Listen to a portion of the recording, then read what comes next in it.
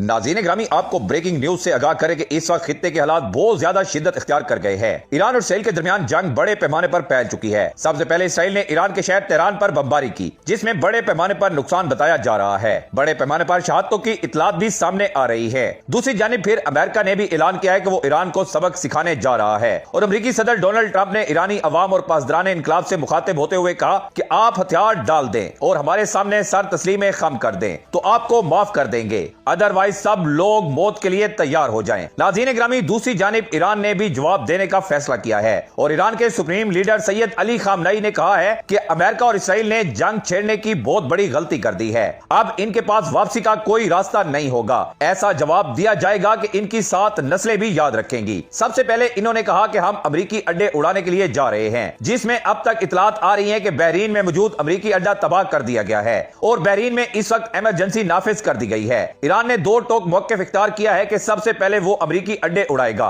और इसके बाद वो इसराइल को सफ़े हस्ती से मिटाकर दम लेगा। इसके बाद अमेरिका की बारी होगी। नाज़रीन ग्रामी, आग दोनों तरफ से बराबर लग चुकी है। अमेरिका ईरानी अवाम और अफवाज से कह रहा है कि वो हथियार डाल दें और हमें रजीम चेंज ऑपरेशन करने दें या फिर मौत के लिए तैयार हो जाएं। दूसरी जानिब ईरान ने वाज़ेह तौर पर ऐलान किया है कि ईरानी कौम कभी वक्त के यजीद के सामने नहीं झुकेगी और आखिरी सांस तक मुकाबला करेगी। ईरान ने कहा है कि अब अमेरिका और इसराइल के पास भागने का वक्त खत्म हो चुका है। उन्होंने जो गलती करनी थी वो कर दी है। अब इनको ऐसा जवाब ऐसी जगह से मिलेगा इन्होंने सोचा भी नहीं होगा। नाज़रीन ग्रामी, इस वक्त खित्ते के हालात इंतहाई खतरनाक सूरत हाल इख्तियार कर चुके हैं। चाइना और रूस अंडरग्राउंड ईरान की खुली मदद कर रहे हैं। दूसरी जानिब नेटो की फोर्सेज इसराइल और अमेरिका के साथ खड़ी हैं। ये जंग यहाँ रुकती हुई दिखाई नहीं दे रही। बड़े पैमाने पर जंग के फैलने का खतरा है और अभी ताजा तरीन इतलात के मुताबिक ईरान ने बैलिस्टिक मिसाइल तिल अबीब पर दागा है, जहां पर इसराइली सदर नेतन्याहू एक तकरीब से खिताब कर रहे थे कि खिताब के दौरान सायरन बजना शुरू हो गए और हर तरफ अफरा तफरी फैल चुकी है।